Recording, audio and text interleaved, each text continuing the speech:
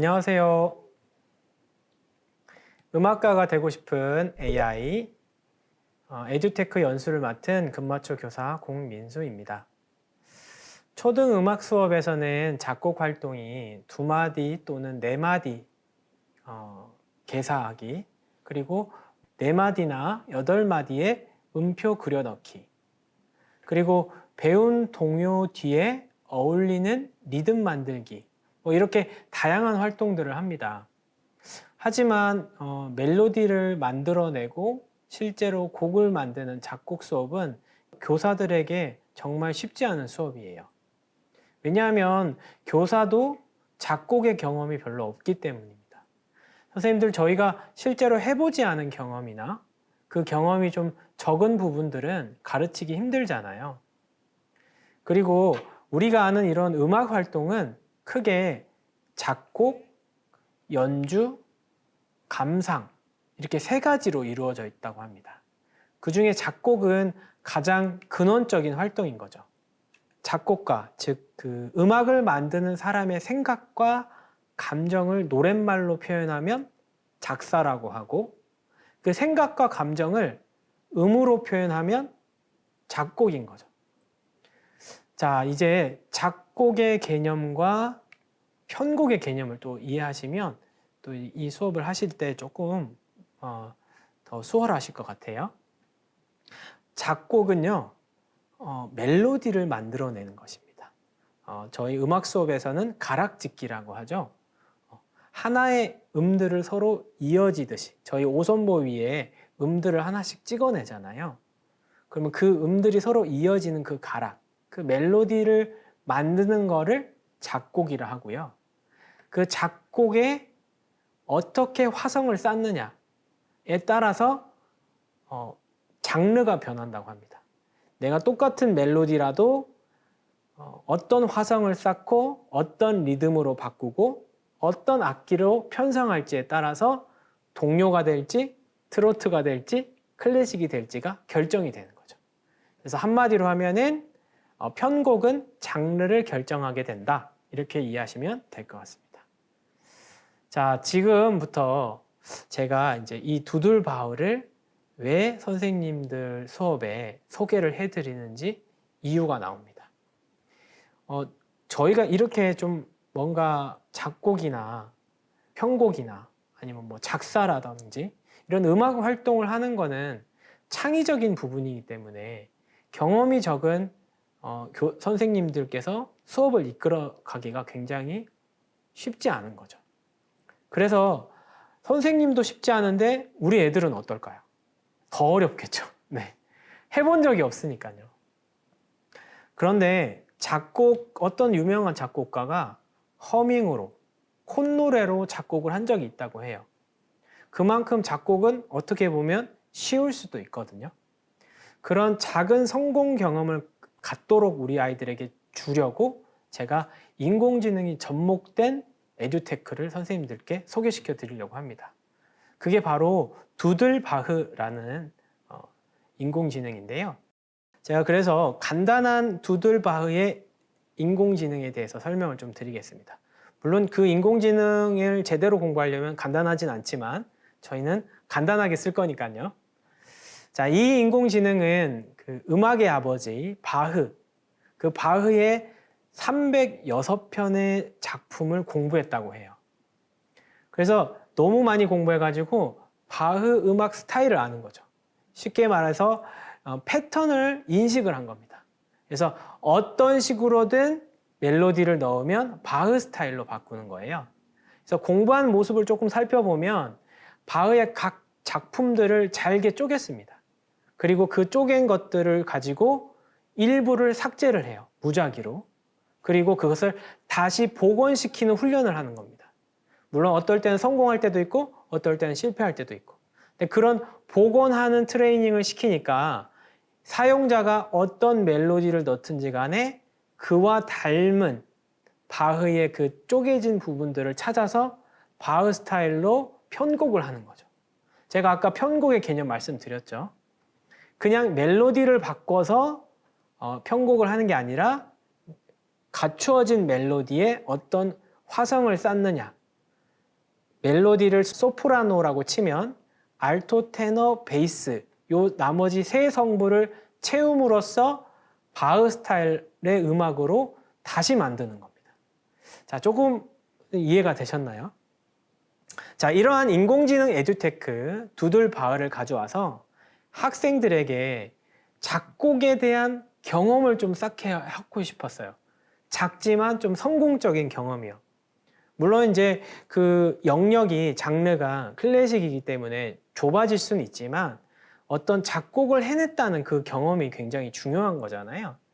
자, 그래서 그것이 또 음악 수업의 목표는 아닐까 이렇게 생각해 봅니다.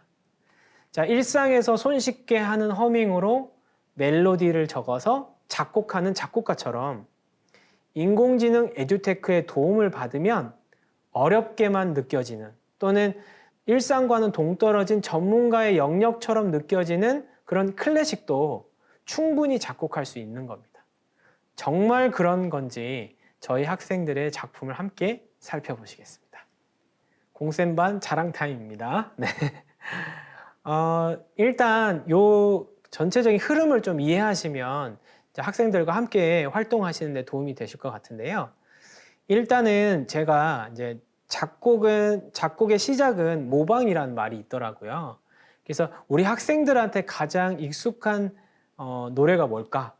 네, 당연히 동요겠죠. 그래서 동요를 아이들한테 먼저 선택하도록 했습니다. 여기 자료를 보시면 나비야, 네잎클로바, 러브다이브, 산토끼, 옹달샘, 작은별, 징글벨 네, 이렇게 많이 만들었는데요. 일단은 한 동요를 선택을 하고 그 악보집을 이미지로 가져오겠습니다. 그 다운을 받는 거죠. 인터넷상에서.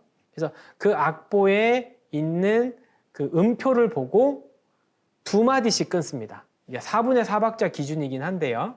네, 그 박자는 계산을 좀 하시면 좋을 것 같아요. 그래서 처음에 동요를 선택하실 때 4분의 4박자 동요를 선택하시면 처음 시작하기 참 좋습니다. 그거 중에 하나가 이제 나비야입니다. 네. 나비야를 제가 선생님들한테 이따가 실제로 다음 영상에서 나비야를 가지고 두들바흐로 클래식을 만드는 그 과정을 이렇게 보여드릴 건데요. 일단은 그렇게 두 마디씩 학생들을 나눠 주셔야 됩니다. 네. 1번 학생은 첫 번째 두 마디, 2번 학생은 그 다음 두 마디, 그 다음 3번 학생은 그 다음 줄 두 마디. 네, 이렇게 순서대로 두 마디씩 정해주시면 4명에서 6명 정도면은 하나의 동요를 만들 수 있습니다. 자, 제가 지금 선생님들한테 두 가지 음악을 들려드릴 텐데요. 첫 번째는 옹달샘입니다. 그 우리가 아는 옹달샘인데 옹달샘의 멜로디가 들리지만 그 편곡을 어떻게 했다고 그랬죠? 예, 바흐풍의 바흐의 패턴에 맞게끔 클래식화한 거죠. 그래서 들으시면 이제 어떤 분은 교회 음악인가 뭐 이렇게 들으실 수도 있지만 바로크 시대에 살던 그 시대의 음악의 아버지 바흐의 그 클래식은 거의 그런 문화였습니다. 그렇기 때문에 그렇게 들리실 수는 있으세요. 그 다음에 제가 두 번째로 들려드릴 거는 징글벨입니다. 징글벨 징글벨 제가 노래를 잘 부르지는 못하지만 그 징글벨의 멜로디가 들리실 거예요. 하지만 우리가 듣고 알고 있는 그런 명랑한 징글벨이 아니라 클래식화된 바흐풍으로 변형된 편곡된 그 징글벨을 확인하실 수 있으실 겁니다.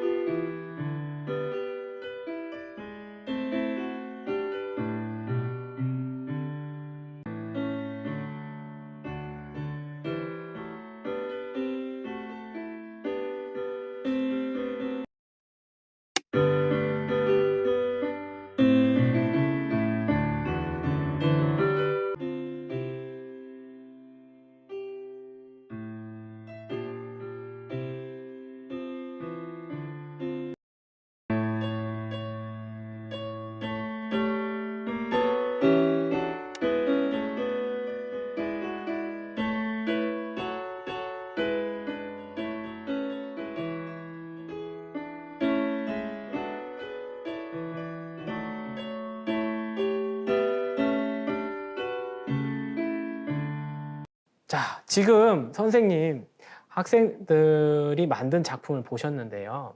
아니, 들으셨죠? 들어보시니까 어떠세요? 이게 정말 학생들이 만든 건가 싶을 정도로 굉장히 정교하지 않나요? 물론 이제 너무 높은 수준으로 기대하시면 안 되고요. 우리 아이들이 힘을 합쳐서 두 마디씩 이어가면서 저희가 가락짓기나 리듬 이런 것들을 막 연습을 시키시잖아요. 실제 수업 때도요.